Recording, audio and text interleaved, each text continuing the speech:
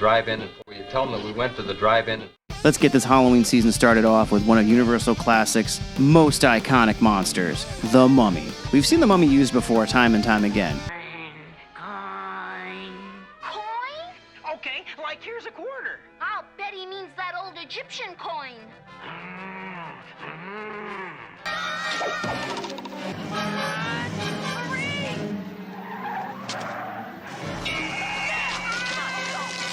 1920s was all about ancient Egypt, so why not make a movie about a monster that came from that era in 1932? The original Mummy was directed by Karl Freund. The Mummy was also released on December 22nd, 1932, less than a year after Dracula and Frankenstein.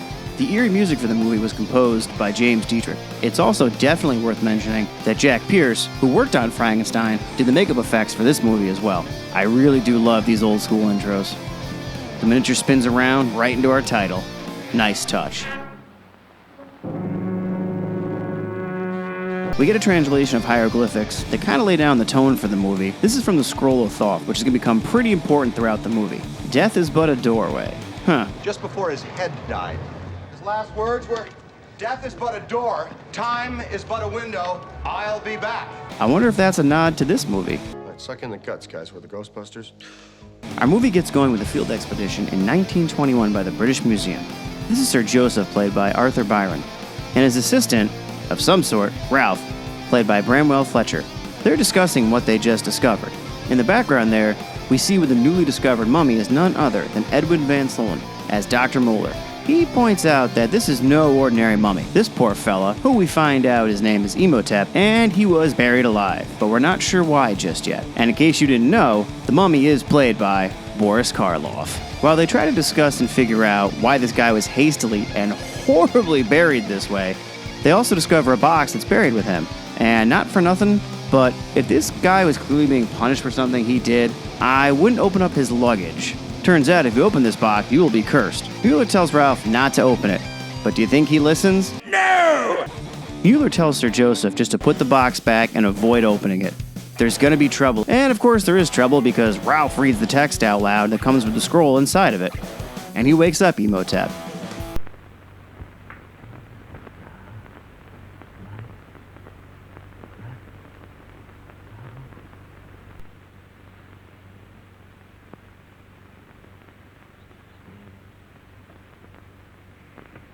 I know it's been pointed out before here on a lot of reviews for this movie, but yeah, that guy's laugh is pretty insane.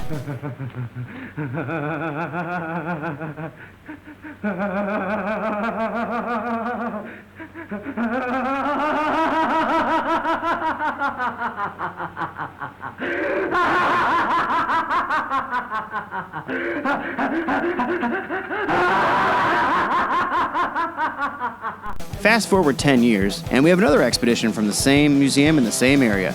This is Frank Wimple, played by Dave Manners, and Professor Pearson, played by Leonard Moody. Frank is the son of Sir Joseph. Story that young Oxford chap he had with him going mad. You know what I think it was? No. What? I think he went crazy. Bored beyond human endurance, messing around in this sand and these rocks. He was laughing when your father found him. He died laughing. Oh, Ralph died. I guess we got one dead already.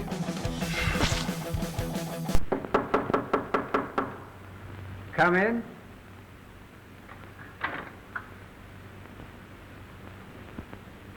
And this is Imhotep, but he goes by Ardith Bey now.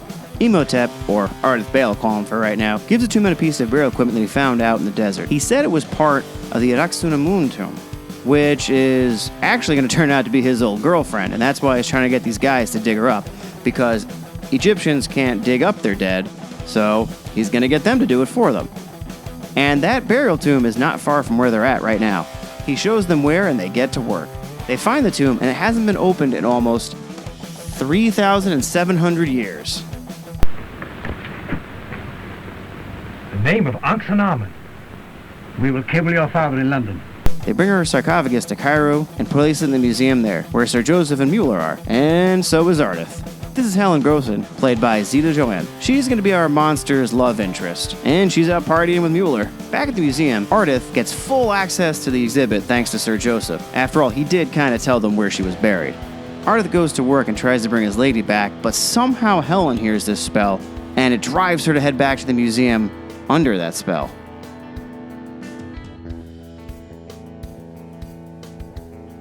Luckily for her, Frank was just leaving the museum and intercepts her.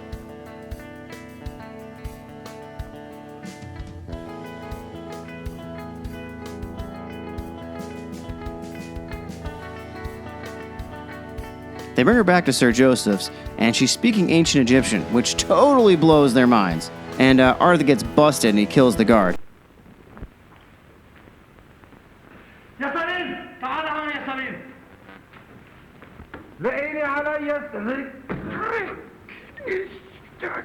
Off-screen death, it still counts. Mueller makes a house call to check in on Helen, and Frank puts the moves on Helen's, by the way, when no one is looking. The full court press. You know, I'd have liked Egypt better if I'd met you there. No such luck. Sir Joseph and Mueller head to the museum when they hear about the guard being killed. They find the scroll that Imhotep was using to try to bring his girlfriend back. And then they have to go pull Frank off Helen, and they start to connect the dots. Remember, they thought that Imhotep, the mummy, and the scroll were both stolen and disappeared 10 years ago. Now they think he might be up walking around, and he's planning to put a curse on Helen and use her to bring back his old lady. And another suspicion is that maybe Ardith isn't who he says he is. While they're pondering all this, he makes a house call to visit Sir Joseph, but he meets Helen instead and thinks, hey, you're pretty good looking, and for some reason I think I know you. The others interrupt, so Frank takes Helen back to the hotel, and Mueller now questions Ardith about, hey, how did you get this scroll, and how did you know exactly where the princess was buried? It doesn't take them long to figure out that he is actually Imhotep the mummy, and he gives them the old, you guys can't stop me, I'm the bad guy speech. He casts out one more curse and kills Sir Joseph.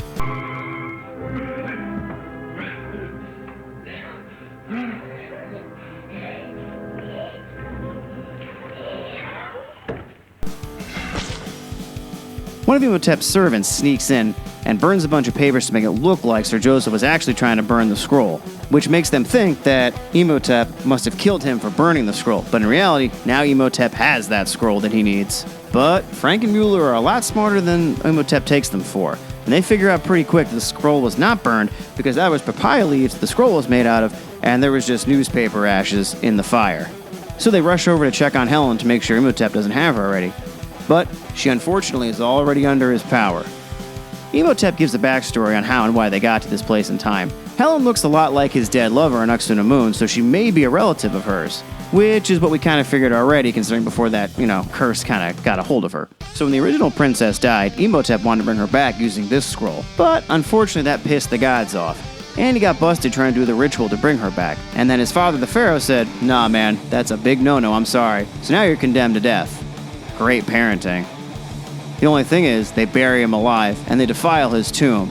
This way, if anyone discovers him, they'll be like, yeah, this guy did something naughty, so, let's just leave him where he is. And that's the reason why that scroll was buried with him, so it can never be used again. And just to make sure they never find him, they even killed a burial team. The soldiers who killed them were also slain, so no friend could creep to the desert with funeral offerings for my condemned spirit. Yeah, I'd have the same look too if someone just told me that story. But also because she's a little freaked out that Imhotep knows that her and Frank got something going on. And unfortunately, for Imhotep's ritual to work, she can't have feelings for another man, and no man could have feelings for her. Over the next few days, unfortunately, she grows sick and weaker, and she's becoming closer to death. But we got Mueller back on the scene, and he says, you gotta let her go, which Frank thinks he's out of his mind, but Mueller makes a good point. When she goes to Imhotep, they'll follow, and they'll be able to destroy him as well. From a distance, Imhotep is able to force choke Frank so Helen can escape.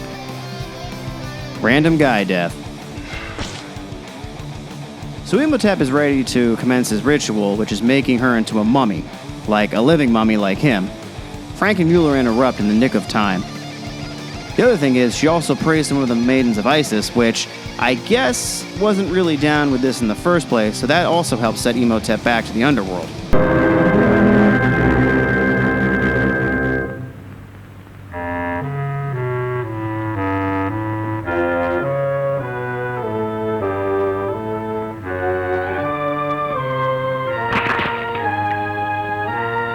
Really, it's her love for Frank that saves her. I guess.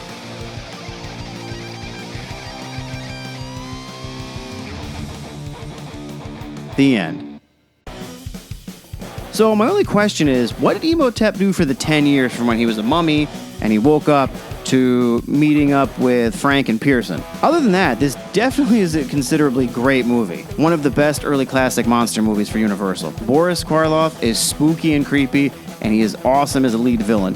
And you also feel bad for him at times because really all he wants to do is love this woman, but just not for him, man. It's not in the cards. Ed Van Slow is also awesome in this again as the doctor with all the answers. He's battled Frankenstein, the Mummy, and we're going to see later down the road Dracula as well. The remake is also worth mentioning to check out. I haven't seen the 2017 movie, but let's just walk away from that now.